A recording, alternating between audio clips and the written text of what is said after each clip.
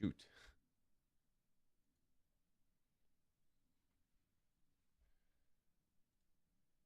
Hello, ladies and gentlemen. It is your host with the biggest nose, JZ Courtside, coming at y'all today on Tuesday, December 2nd. I cannot believe, yesterday I said it was December 1st and it just didn't sink in.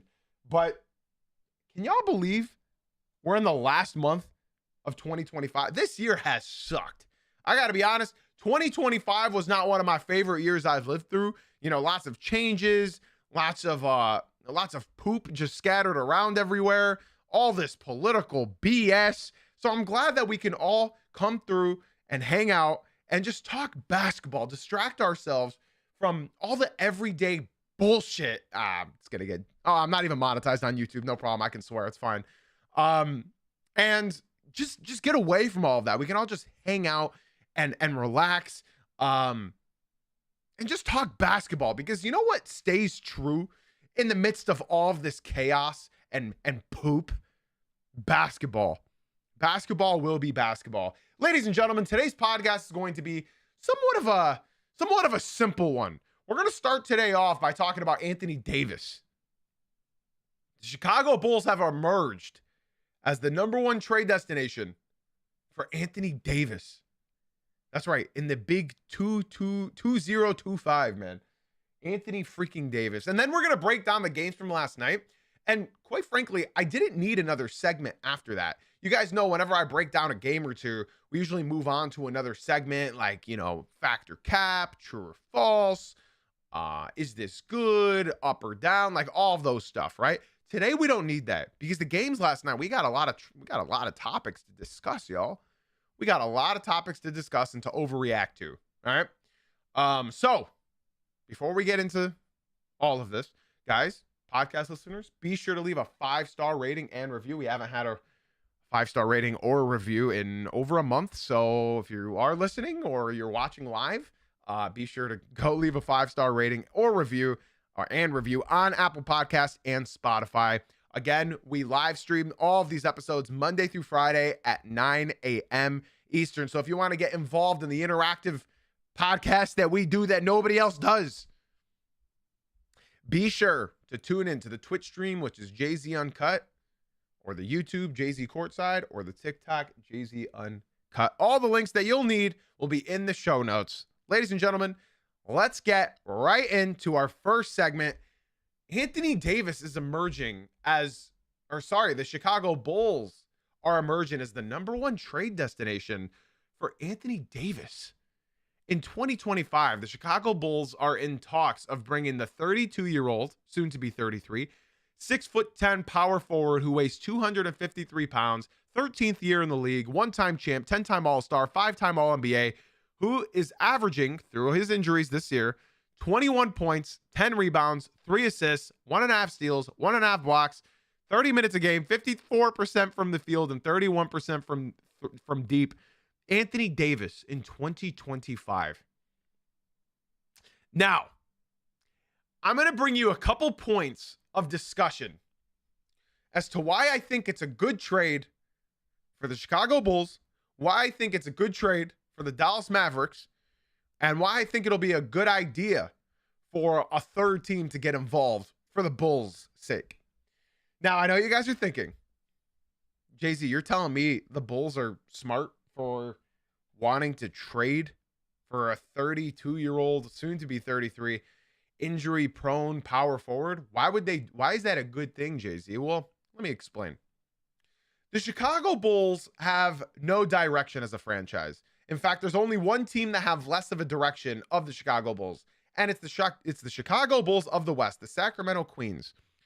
So if they have no direction, does that mean by trading for Anthony Davis, all of a sudden they will gain a direction? No. So you're probably wondering, why do I think it's a good trade for the Chicago Bulls? Oh, well, it's quite simple, actually. It's because the owner only cares about money. Money. That's it. He cares about filling seats, putting some behinds in those seats in the arena, and that's all he cares about. So if that's all he cares about, then Anthony Davis is a great face to bring in some fans. But what about winning? JC, do you think they'll be a good team? No. No. Because in this trade package to match Anthony Davis's contract, they would probably have to combine a Josh Giddey, who they're not going to trade, a Kobe White, Montez Buzelis, something. And they got a lot of first-round picks. So first-round picks as well. Picks of their own and picks of others. So when you want to trade a Buzelis, when you want to trade a Kobe White, when you want to trade these first-round picks for Anthony Davis in 2025, yeah, Vooch would probably be going as well, but probably to a third team. I can't help but think the Chicago Bulls franchise may as well not even be in the league anymore because they're just following path of what the Sacramento Kings do. And now you look at the Sacramento Kings and here we go. They're about to have a fire sale after December 15th. Once they can trade contracts that they signed over the summer, the Kings are about to blow it all up. The Bulls are following the same trajectory. They want to have 1, 2 good years just to sell tickets, and then we'll deal with it later. Because right now, in case you guys don't know, the Bulls started the season 5-0. And I got a lot of flack when I said that this Bulls 5-0 is fake. Well, ever since their 5-0 start, the Bulls now fall below 500. They fall to the 10th seed, barely clinging to dear life in the play-in tournament, and they are 9-10. 9-11 now, I think. They just lost last night. Are they not? Yeah, they're 9-11. 9-11. They've lost 5 out of their last 6 games. The Chicago Bulls this year, if they plan on trading for a 32, almost 33-year-old Anthony Davis, one thing will be for sure. This franchise does not care about bringing another championship to the city of Chicago. If they make this trade, this franchise doesn't care about remaining in the play-in for the rest of eternity. But it's good because they'll be selling tickets, guys. That's all they care about. They'll be selling that overpriced popcorn. They'll be selling $14 beers. They'll be selling pizza and nachos and deep dish. And they'll have Anthony Davis, who will sell some tickets in the few games that he plays for them. So if you want to bury a franchise, go for it. At least he'll sell you some tickets. At least you'll be guaranteed to make the play-in for the next 3 years. So if that's their goal, Chicago, go for it, man. Now, obviously, this does not need to be told from the Dallas Mavericks POV, right? I think we all can agree that the Dallas Mavericks should be trading Anthony Davis, correct? I think we all are in agreement to that. I don't think anybody, even Mavs fans included, especially Mavs fans included, want to move away from Anthony Davis because at this point as well, Mark Cuban was just given back the hands to make these, to be a part of these deals, right? So when you look at the Dallas Mavericks, they just want to clean their hands free of the Luka Doncic trade. And the only way to do so is by getting rid of the guy that you traded for Luka. Okay? Not just that. Anthony Davis is still a serviceable big man. And the craziest part about this is,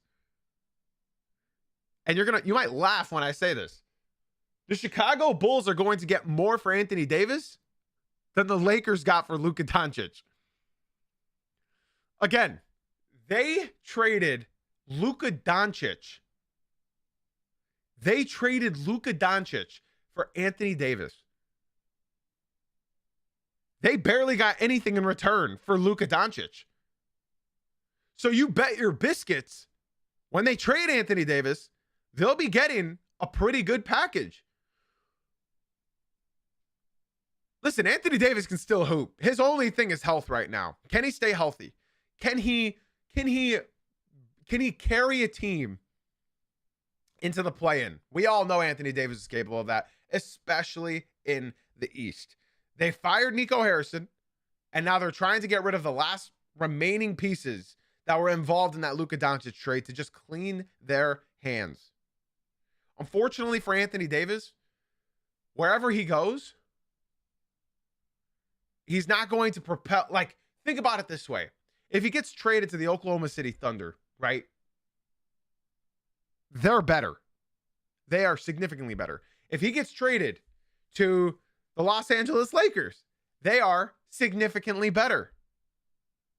But if you trade Anthony Davis to a poverty franchise, and I hate calling the great city of Chicago poverty, but that's what they've been. If you trade Anthony Davis to a poverty franchise, they're not going to get significantly better. They're going to just get good enough to barely make the play-in.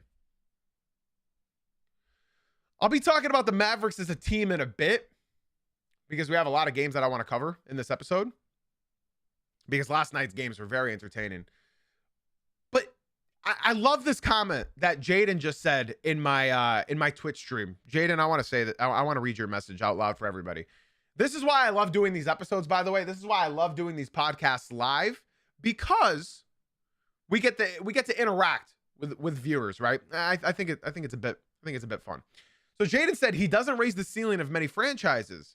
For a poverty franchise, he's more of a floor raiser. He's just the face to sell tickets, Jaden. That's all it is. That's all it is. Anthony Davis, I love you, man. I think he's a very, very good player. I think he's had a great career. And unfortunately, injuries are just going to be his plague.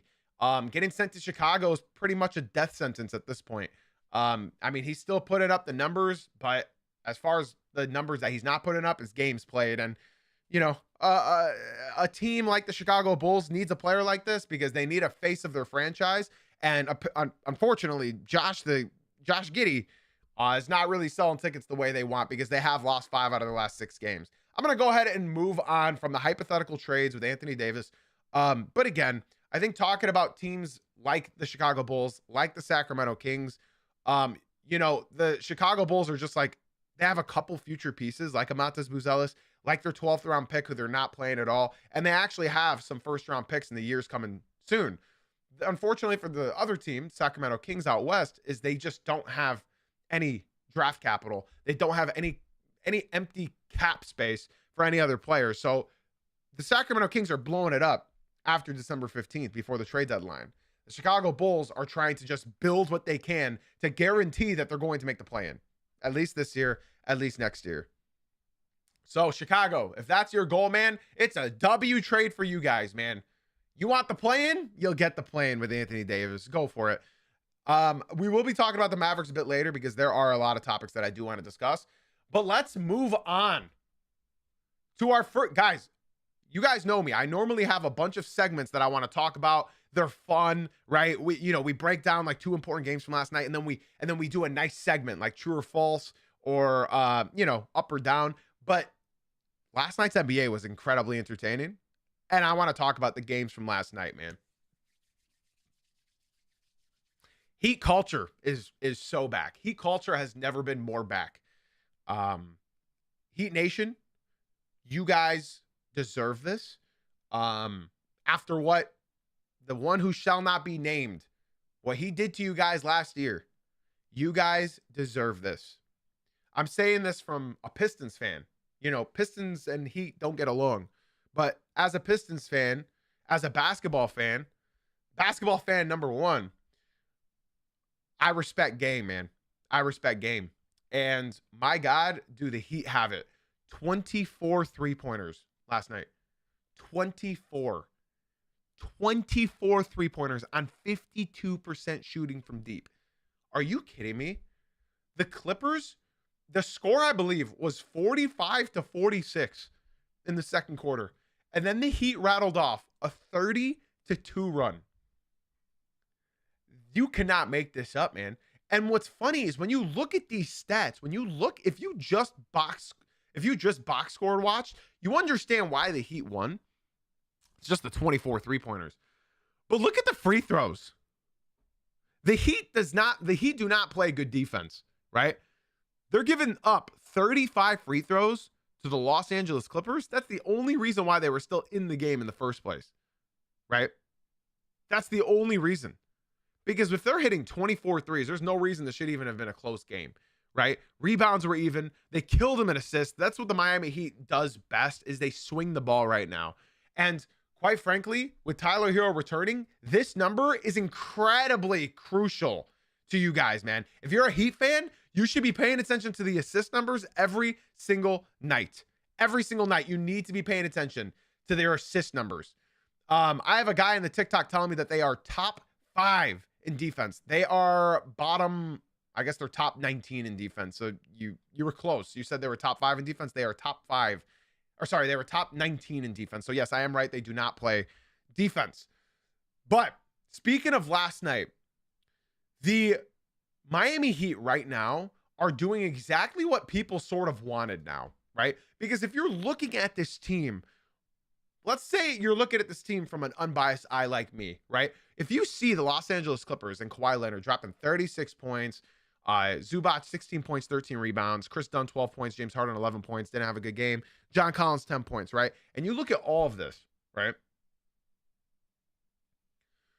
If you just flip the page and look at this, almost every single starter scored at least 20 points per game. Or sorry, last night.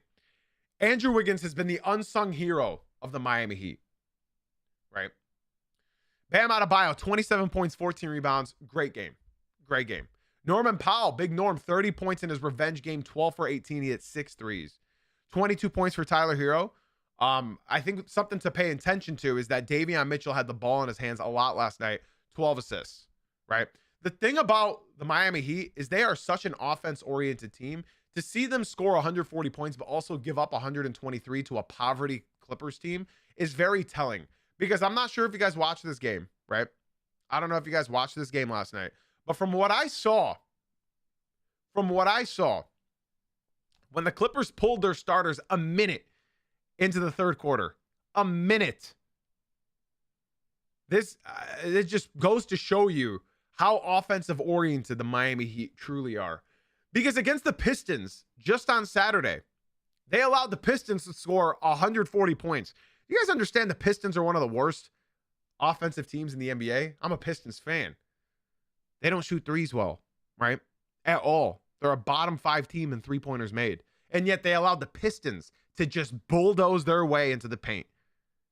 Because the Pistons are also number 1 in points in paint scoring this season. So the Miami Heat have pretty good perimeter defense. And I think that's where they get most of their defensive rating, is because of the perimeter defense. But they do not watch the paint. And that's probably because they're relying on Bam Adebayo to be their primary paint guard, like defender. When Khalil Ware is on the court, he alters shots, but he doesn't really block shots, if that makes sense. He averages just over 1 block a game.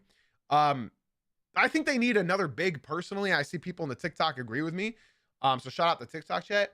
I think what the Miami Heat low-key need is, I think, my opinion, right, as a non-Heat fan, I love the minutes of Bam Adebayo and Khalil Ware, but nights like last night where the Clippers aren't playing Brook Lopez, you don't need Khalil Ware in there when other teams are playing small. Khalil Ware does good against like a Vucevic, right? He does good against a Donovan Clingan, right? He does good against a Miles Turner. That's where Khalil Ware is good at. But against a Jalen Duren, he suffers. Against a Isaiah Stewart, he suffers. Against big, brolic centers and power forwards, he really struggles. And I think his biggest flaw is consistency. And yeah, exactly. My Twitch chat just said Ware's inconsistent. And I fully agree. I'd like to give a special shout out to everybody who is leaving the YouTube stream or leaving the TikTok stream and coming through to the Twitch stream. Big shout out to my boy Grain.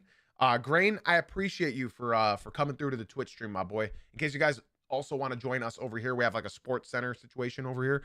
That's where I read the most chat messages to make it an interactive episode.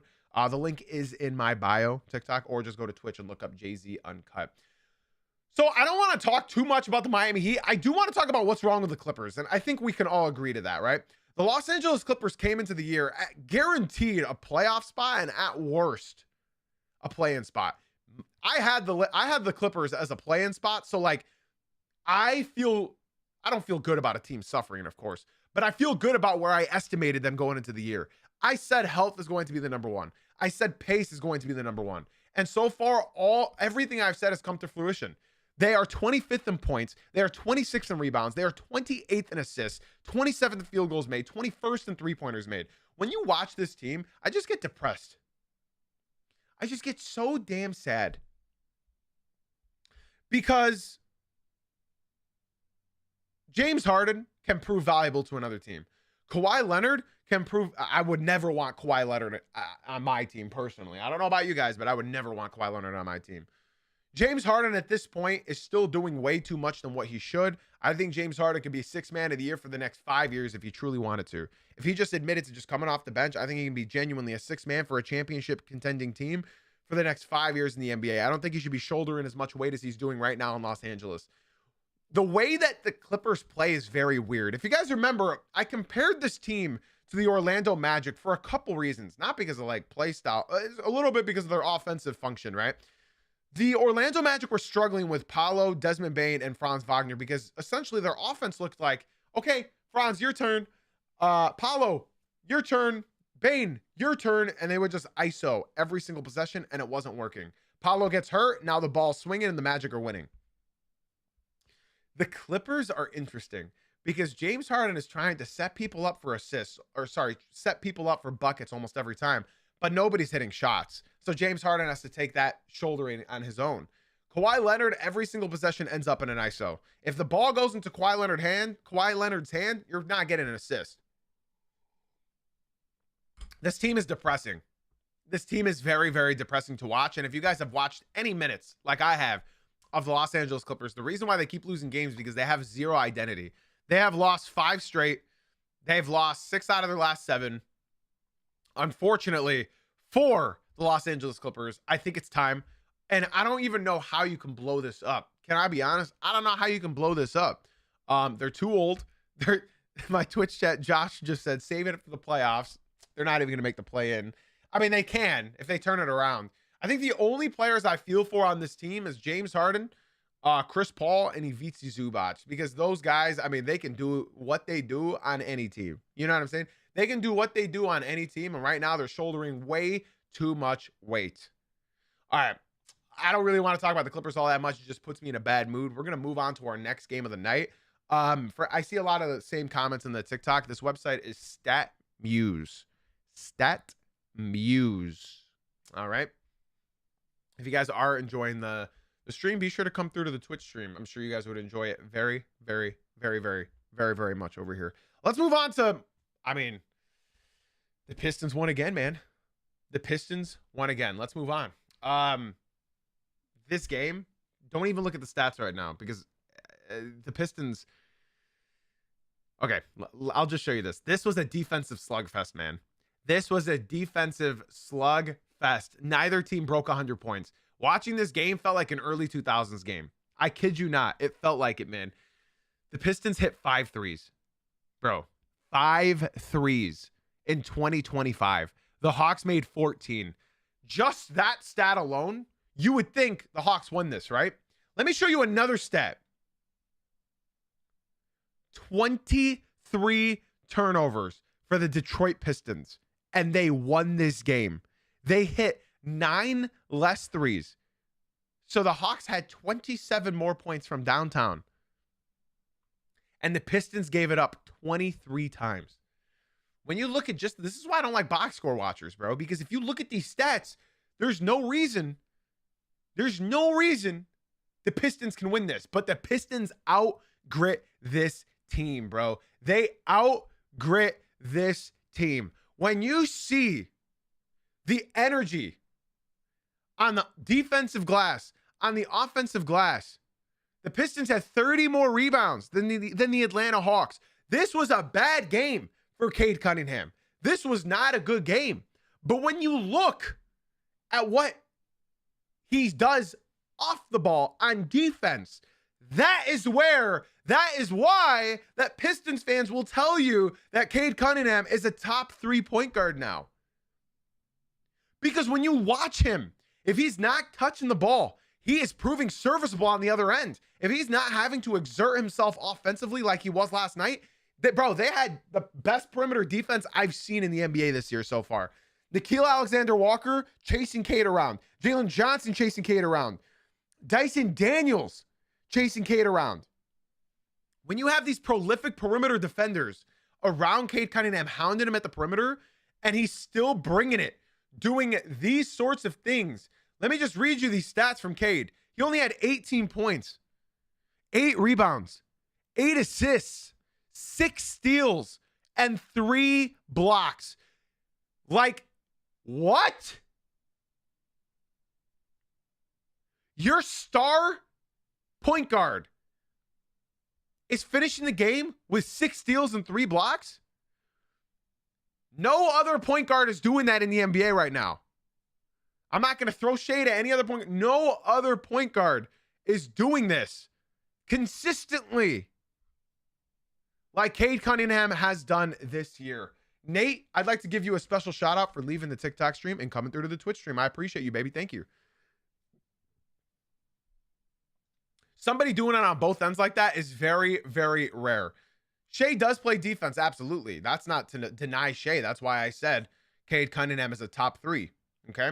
So when we look at the rest of this game, right, I'd like to show you Jalen Duren. He like crawled his way to the stat line. He did not have an aggressive game whatsoever, and yet he still ended up with 21 points, 11 rebounds, and 9 for 12 from the field. Now, I would like to just show you as well, Cade Cunningham, right, while he was being hounded, only had 8 assists. This was all without Duncan Robinson. So the Atlanta Hawks resorted to playing zone. They had no shooting. The Pistons had 5 threes in the entire night. Dennis Jenkins, our two-way player who's been playing absolutely out of his mind, shot 3 for 16. Worst game of his NBA career. Tobias Harris, 2 for 14 after just dropping 26 points Saturday in Miami. So 2 of our starters, I mean, one's a 3rd string point guard, but he's been good. He shot 3 for 16, and then Tobias 2 for 14. I don't know how the Pistons managed to win this game, but I'll tell you how. It's because of Ausar Thompson. It's because of Ron Holland. It's because of Isaiah Stewart. Isaiah Stewart, 6 points, 10 rebounds, 5 blocks. Ron Holland, he's erupting. He's getting past his second-year slump, his sophomore slump. Great game in Miami on Saturday, and then he follows it up with 17 minutes, 17 points, 6 rebounds, 2 steals, 6 for 8 shooting. Ron Holland. Jaden Ivey, I'm worried. That's all I'll say. I don't want to talk about Jaden Ivey. 0 for 4 when he was on the court. I don't want to talk about Jaden Ivey. He doesn't look like Jaden Ivey. On the other side, man, Jalen Johnson's a superstar. I think I'm ready to say that once he can lead this team into the playoffs. Jalen Johnson is an incredible talent. My Lord, I love watching this guy play. 29 points, 13 rebounds, 7 assists. He's a walking triple-double. I love Jalen Johnson. I'll skip past that next name, right? Onyeka Okongwu had, I think, 18 points in the first half. He finished at 20. Nickeil Alexander-Walker was my number 1 target I wanted the Pistons to get in the offseason. He was my number 1 target. I said the Pistons should go all in on Nickeil Alexander-Walker. If you can't get him, get Naz Reid. They didn't get either of them. Nickeil Alexander-Walker has been averaging 20-some points per game. He's had back-to-back 30-point nights. He scored 30 against the Pistons last time we played him 2 weeks ago, and he dropped 26 points here. Clutch in the fourth quarter. Dyson Daniels does everything defensively. He had 4 steals. He's a great passer, but unfortunately, he's a black hole on offense. And then they had no bench production whatsoever at all. No bench production.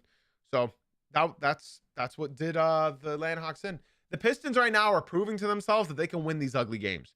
That's what they're doing. They're proving that they can win these ugly games while still being top 5 defensively and top 3 in rebounding. Their only issue here now is without Duncan. Even with Duncan Robinson, they're a bottom 5 NBA team at 3-point percentage, right? And 3-point attempts.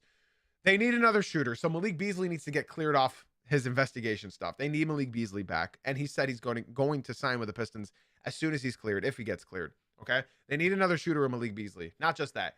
They need another ball handler because last night, Dennis Jenkins wasn't great. He showed that he's a 2-way player, right? I love his confidence, but his shot just wasn't falling. I think it will work. I think it'll work out with Dennis Jenkins. But as far as Jaden Ivey goes, I'm concerned. I don't want to say anything I might regret. He hasn't played basketball in 11 months. I will be a little bit more patient for a little bit longer. I want to respond to this comment in the Twitch chat. My boy Newsom said they should have kept Schroeder. Absolutely not. No, because Schroeder got 30 some million from the Sacramento Kings, being the amazing franchise that we're so used to them being. That's not in the budget for a backup point guard, especially one of Dennis Schroeder's caliber. And, you know, we need more playmaking and shot creators. And Dennis Schroeder's great at that. But Karis LeVert has done his thing for the Pistons. He looks great one night, looks awful the other. That's why you have a Jaden Ivey. That's why you have a Dennis Jenkins to pick up the slack that he leaves off. So we'll see, man. We'll see. Let's move on. I don't want to waffle too long on that topic because this is going to be a long episode. Now, I want to talk about some teams here. I kind of grouped everybody up together because there were a bunch of upsets last night. So there were upsets in Washington, Los Angeles, Utah, and Denver. So let's get right into it. Let me actually take a sip of coffee first.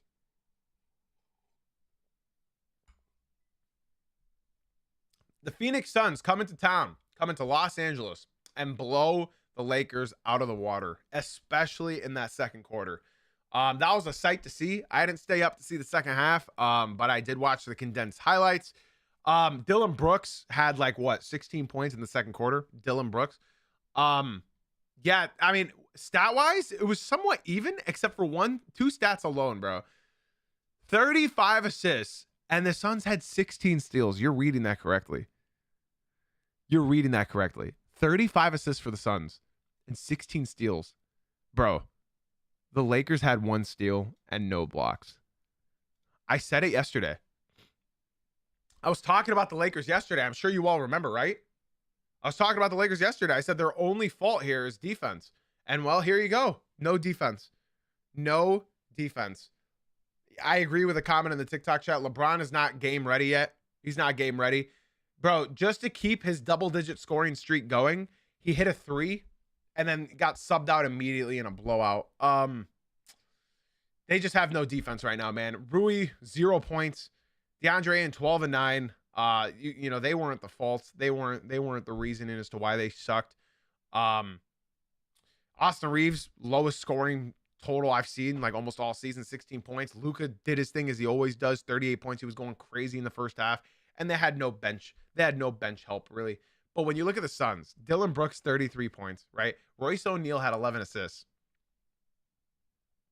Mark Williams, I mean, he's just showing every day what the Lakers missed out on. Devin Booker went out of the game early. So mind you, the Suns were without Devin Booker. They were without Grayson Allen. They were without Jalen Green and Nick Richards. They're missing a lot. And they still put BTA to the Los Angeles Lakers because Colin Gillespie had 28 points. And then they asked him after the game, Colin, it's a pretty good game, right? And you know what Colin Gillespie said? I don't like doing that. They said, doing what? He said, shooting that much. I don't like doing that. And they said, but dude, you know, they needed points. He's like, yeah, I mean, if my team needs me to do that, I'll do it, but I just don't like doing that. And it's like, wow. Talk about culture change, man. Talk about culture change. You get rid of Kevin Durant and his rain cloud that follows him. You get rid of Bradley Beal. You pay him to leave. And you insert culture guys like Dillon Brooks, like Mark Williams, like Nick Richards, like Jordan Goodwin, man, like Colin Gillespie, like Grayson Allen. And suddenly Royce O'Neal, everybody, Ryan Dunn. The list goes on. I love the Phoenix Suns. Their over-under for the year was 31.5. I picked them on the over because I could not see Devin Booker falling under 31 wins again. Dillon Brooks has truly evolved. I thought he was just an annoying MF who would just talk and talk and talk and talk and talk back when he was in Memphis. And that was true. But all of a sudden this year, man, I mean, obviously from last year, the shooting was still there, but I wasn't aware of his shot creation at all. I was not aware for that. Yeah, Brooks got them boys playing defense, and they really, really do, man. The Phoenix Suns are one of the most fun teams to watch in the NBA. I hope Devin Booker's okay. This is all without Grayson Allen as well, who's one of their better players.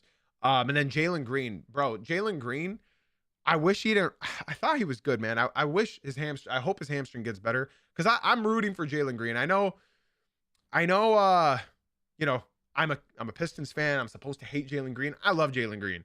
So I pray that he does get better. I think so as well. It looks like Dylan Brooks has been working with Booker in the lab, because that mid-range as well, that shot creation is just beautiful. Grayson Allen's been having a great year. Unfortunately, he was missing this game. But yeah, there's a reason why the Grizzlies collapsed after they got rid of Dylan Brooks. I hope I'm not like underestimating this or undermining this team in any which way, man, because it's a beautiful thing, man. Dylan Brooks is a walking culture. He is a walking culture. I think you can throw Dylan Brooks on any team. He's going to bring you that dog energy. If there's a player, there's like two players I want on the Pistons that I know we'll never have. Two. You guys, I want to give you guys like 20 seconds to just guess who you think those two players are around the NBA. One's pretty obvious because we're talking about him right now.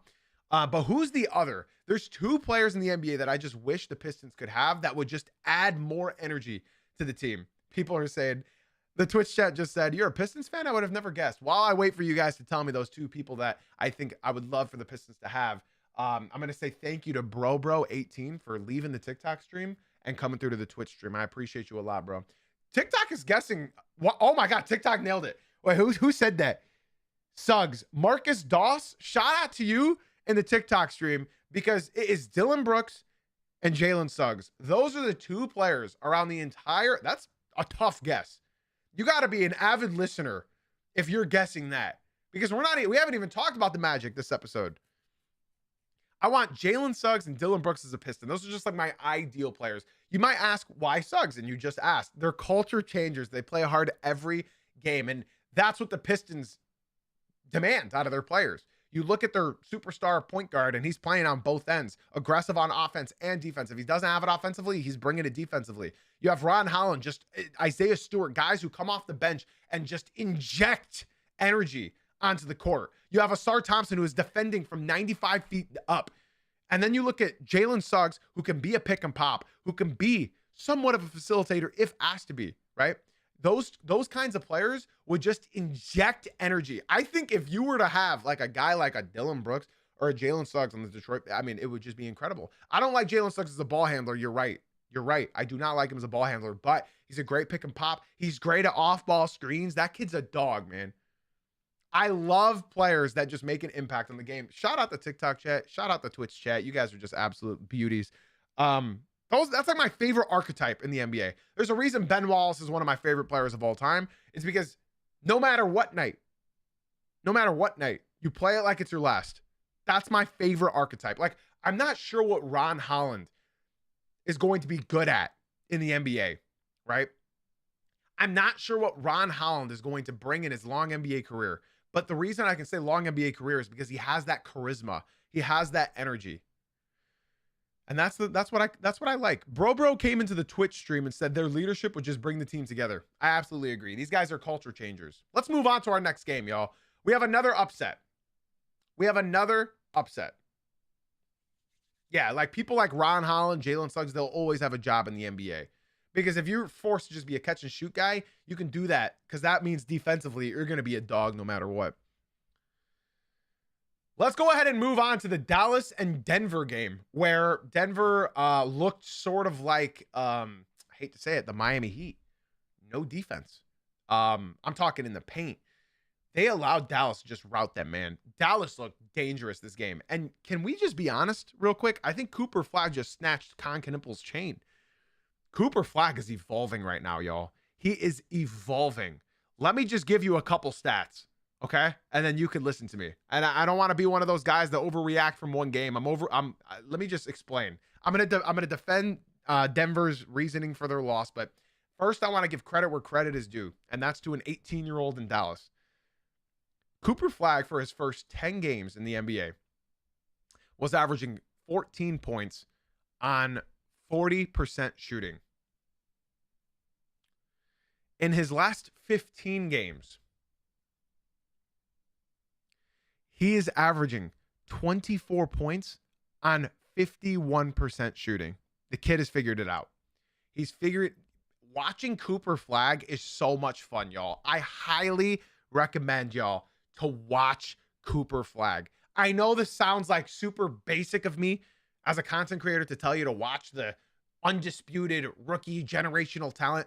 Guys, please watch Cooper Flag. First quarter, it's like this guy reminds me so much, and I know you guys hate when I say this, but Cade Cunningham and Jason Tatum, because there's no other comparison I can think of except a hybrid of the two. Okay, now hear me out. Jason Tatum, when he was only 19, right? Only 19. There's one thing that Tatum was super good at, right? And it was, he wasn't that good of a player, but throughout the games, Tatum would figure it out a little bit more each and every game. It's like he would get better after each game, but also get better throughout the game. Okay? Cade Cunningham, even now, starts surveying the defense in the first half, and then in the second half, lights them up. There's a reason Cade Cunningham leads the league right now in fourth quarter points. Cooper Flag is low-key starting to look like a hybrid between a Jason Tatum and a Cade Cunningham. I think his passing game obviously will improve. He's a rookie. It's tough, right? But something that Cooper just is getting really good at is surveying the floor. Not to pass, but to, let's see, how can I get a bucket here, right? Because right now he doesn't really have a go-to move, but what he likes doing is getting the defender behind him, getting that shoulder into him, and then just shooting right over him because he's 6'10". You're not going to block him. You might be able to contest him, but you might foul him as well. Cooper Flag has started to low-key get better each and every game. And with Nico Harrison gone now, and with Anthony Davis probably going to leave, get traded as well, you're starting to like see something form here. He's doing what he can with all the dysfunction and injuries out there. Shout out Newsome in the Twitch stream. That's a great comment. Now, I want to say this. The Nuggets only lost because Ryan Nembhard decided to look like playoff Nembhard from the Pacers, right? 28 points on 12 for 14 shooting. It's the NBA, y'all. This is why, like, no matter what, when the Pistons were on that win streak and people were saying, oh, they only played half playoff teams, it's like, this is still the NBA, right? And last night proved just how the NBA will always continue to NBA, because these are all professional basketball players, y'all. Any night a player could go crazy. Any night a player could play like butt, right? And last night it was Ryan Nembhard's time, and that's what happens. These are all professional athletes. And yes, the Nuggets are missing Christian Brown. They're missing Aaron Gordon. And their defense sucks. Their defense is not good. Their defense is not looking good. They had Spencer Jones go for 28 points. He's getting the Christian Brown effect. Or sorry, not the Christian Brown effect. The Aaron Gordon effect, where he's being left open, and he was hitting a shot, so he did his thing. Jokic, we know he got another triple-double. In fact, he had 29 points, 20 rebounds, and 13 assists, but nobody's talking about that because they're all used to it, right? I think I'm not too worried about the Nuggets, but they do need to figure it out without Christian Brown and Aaron Gordon, because they low-key need to save those boys for the playoffs right now, because Aaron Gordon needs to get back nice and healthy for them to make any sort of run. I don't think you should rush him back in the regular season. Aaron Gordon's going to Aaron Gordon. He's nice anyways, right? And that's what I love as well, bro. I want to shout out bro on the Twitch stream right now. He said, once Kyrie's back, I bet him and Flag can develop good chemistry with each other. And I don't know. I don't want to talk too much about hypotheticals here. I'm not a big hypothetical guy. And you know, all I can say right now is the Magic are fine with Cooper Flag. And I think they just need to get whatever they can for Anthony Davis and then see what you have with Kyrie Irving at the start of next year. I don't think you should rush him back. There's no reason for that to happen, right? So Mavericks upset. I also want to give another special shout out to the man, Klay Thompson. Klay, I love you, man. People piss me off, especially when they talk about Klay Thompson, right? Now, hear me out. Every single year for the last 10 years, this is a real statistic. Y'all can look it up. Every single season for the last 10 seasons, Klay Thompson has started every year off slow. Yet people just say he's washed. It's over. Klay's done for. He sucks. Bro, we do this every year. Every year. Klay always has a slow start. And then he slowly but surely, after it hits like the quarter mark in the NBA, he starts playing better, and then he hits another slump, but he always gets right. Now, unfortunately for Klay, age is a real thing. He's not going to stay the prime Klay Thompson. To call him washed is insane. I would not say Klay Thompson's washed. He's 35 years old. He's playing against Father Time right now. His three-point percentage is back up to 35%. And I think by the end of this year, it's going to be around 37, 38%. The unfortunate part of Klay Thompson's game right now is that there's no gravity that's leaving him open. Almost his entire career, he had the gravity of Steph Curry. He had the gravity of Kevin Durant. And now when he came to the Mavericks, he had the gravity of Kyrie Irving and Luka Doncic. Well, now he's got the gravity of nobody. And he's unfortunately not getting open shots like he was. And that's why I look at Duncan Robinson and say, we need another shooter. We need another shooter because right now Duncan Robinson is just he can't get open. So Duncan has like low-key perfected just this leaner, not set shot fadeaway three. And the same thing's happening right now with Klay. He's not taking the shots that he wants to be taking. He's taking with the shots that he just has to take. Oh yeah, I don't think it's over for Klay. I think it's just, he's still a solid player.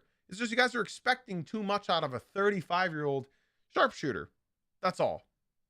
I saw those rumors as well, Sam. I'd like to read Sam's comment from the Twitch stream. He said there was some Twitter rumors saying that he could go to the Lakers. And like you said, the gravity of the big three, he could fit perfectly. I don't want Klay on the Lakers. The Lakers have no defense as is. What they're missing right now is DFS from last year. They're really missing Dorian Finney-Smith. And once the Rockets get him, they'll be looking even scarier as well. Let's go ahead and move on to another upset. The Utah Jazz beating the Houston Rockets. Again, this is one of those games where if you just box score, you'd be wondering how this happened. It's not that simple to understand, to be honest. Keontae George went off for 28 points. Lauri Markkanen, 29 points. This game was insane. If you guys watched it, I watched the fully condensed highlights of the second half because obviously I fell asleep. Just watching this game, it tells you all you need to know by looking at the bench. The bench played immaculate for the Utah Jazz. I love the Jazz. They're a fun team. They're a really fun team. This is all without Taylor Hendricks and Walker Kessler, Gorgie Niang, who I got compared to in my adult basketball league. Amen Thompson had a good game, stats-wise. Kevin Durant, not an efficient night for him, right? Jabari Smith, one of his worst games since the first games of the season. 31 points, 8 rebounds, 14 assists for Alperen Şengün, Mini Jokic. Reed Shepherd had a horrible defensive night. Not a good offensive night either. Aaron Holiday, horrible game, 3 for 10. Tate, he did his thing, but then Clint Capella, Josh Okogie, not a good game, man. This was not a good game. I think right now what the Rockets need, and it was quite apparent last night, is a point guard. They need a point guard, man. I know Fred VanVleet went down. They need a point guard. I don't know if you guys are watching these Rockets games, but they are low-key. Amen Thompson gets gassed by the end of the game. He's not really doing what he does all game. He starts off hot, and then once it's the fourth quarter, he starts to look gassed. And it's because he's moving at 1,000,000 miles per hour, right? This is because they're missing Torrey Eason and because they're missing Fred VanVleet. Amen does not need to be playing 40 minutes in a regular season game. He does not need to be doing that. And then Kevin Durant, obviously, he's doing his thing in the regular season. We'll see what happens when the playoffs come. It's a long season for a reason, y'all. It is a long season for a reason. So there's no reason to overreact over anything. They need a point guard. I think they got to make it somewhat of a small trade for something. They just need something. They just need something because offensively, this team is good for stretches and horrible for stretches. And that can all be cured with a point guard, sort of like the Timberwolves. Almost exactly like the Timberwolves. Except they don't have the rebounding like the Rockets do. And I think they got out-rebounded without Steven Adams, right?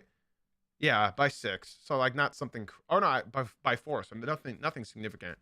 Yeah, what I really don't like is playing Kevin Durant for 40 minutes. I don't like any of this. Alperen Şengün, 38 minutes. Jabari Smith Jr., 37 minutes. Kevin Durant, 40 minutes. Amen Thompson, 30. You don't need that. You don't need that. Not at game 18 of the season. Mind you, the Rockets have played the least amount of games all year. We don't need that many minutes on those guys right now. Let's move on to our final upset of the night. I'll just say this. Sort of like the Atlanta Hawk. I watched the end of this game. I watched the whole second half. Sort of like the Pistons and Hawks game. If you just look at the box scores, you would be very surprised that the other team won, right? In the Pistons Hawks game, the Pistons had 23 turnovers. Also in that game, the Hawks made 9 more threes than the Pistons. Sort of like this game. If you just look at the box score, you'd be wondering what happened. The Bucks had 21 threes. So they had 8 less threes, right? They also had more free throws. This is like the rare statistic. If a team leads in free throws and threes, they're typically going to win. The Bucks were up 16, right? They were up 16. The Wizards were getting second chance opportunities. They were getting way more points in the paint, and the Bucks had 7 more turnovers, right? So then you can open up the box score. This is not going to happen again. Not anytime soon. He does this once every month. Kevin Porter Jr., 30 points, 12 for 15 shooting, on fire. Looked like a flamethrower last night, and they lost. Giannis Antetokounmpo, 26 points, 7 rebounds, 4 assists. 10 for 17, not as efficient night. Miles Turner looked horrible. I'm sorry, guys. Wow. I wanted Miles Turner on the Pistons to be no. Wow. I was not expecting Miles Turner to be this bad. He literally turned the ball over in the game-winning play. Game on the line, and you turn it over. AJ Green doing more than he could. Ryan Rollins, not a good night. Gary Trent Jr., 14 points. That's the best you're going to get. Bobby Portis, 12 points. I don't know what's going on here, man. No. 10 for 17 for Giannis Antetokounmpo is not efficient. Not efficient for Giannis because he averages 72% from the field this season. So we're spoiled. We're spoiled with his efficiency. But then you look at the other side, and Chris Middleton revenge game. CJ McCollum buried him with that unbelievable shot at the end of the game. 22 points from Marvin Bagley. I mean, you're not winning this game if Tristan Vukovic and Cam Whitmore are dropping 16 and 17 off the bench with Justin Champagnie. I think this Wednesday the Bucks play the Pistons again. They do, and it's in Detroit as well. Giannis is back. We'll see if he plays. Listen, there's a reason why the Pistons have lost for I think 21 games in a row against the Bucks until last week when the Pistons beat him. Giannis wasn't playing. So Giannis should be playing, and we'll see what happens. Giannis always puts the Pistons in hell. So yeah, we'll see what happens. But yeah, the Bucks, I don't really have much to say. They're out of the play-in right now. They'll be back. I'm not worried about it. But Giannis, please, man, you're about to be 31. Please I have a video of you coming out this Saturday. Please just, do what we all want. You're loyal. We love you. Please I'm sorry, Milwaukee. They can't get him help. I'd love for him to stay in Milwaukee, but I think it's time. He could make me eat my words a month from now when Ryan Hollins starts averaging 24 points a game with him on the floor. Guys, that is going to do it for today's episode. I know, I told y'all we weren't going to do another true or false or factor cap or up or down or any of that because there were a lot of games that I wanted to cover last night. And that's going to wrap her up. Ladies and gents, we are still live on Twitch. So if you guys would like to, come through, the link is in my bio on TikTok. Podcast listeners, be sure to leave a 5-star rating and review. And we will be back tomorrow morning at 9 a.m. Eastern. Be sure to drop a follow so that you will tune in so you don't miss it. It's 9 a.m. Eastern tomorrow. We do this Monday through Friday, 9 a.m. Eastern. Yeah, man, it was a W episode. I got nothing left to say, y'all, except for be sure to come through to the Twitch stream. The link is in my bio, Jay-Z Uncut on Twitch. Thank you for being here. Thank you for being you. And as always, y'all, thank you for watching/listening. I will see you guys in tomorrow's episode. Appreciate y'all.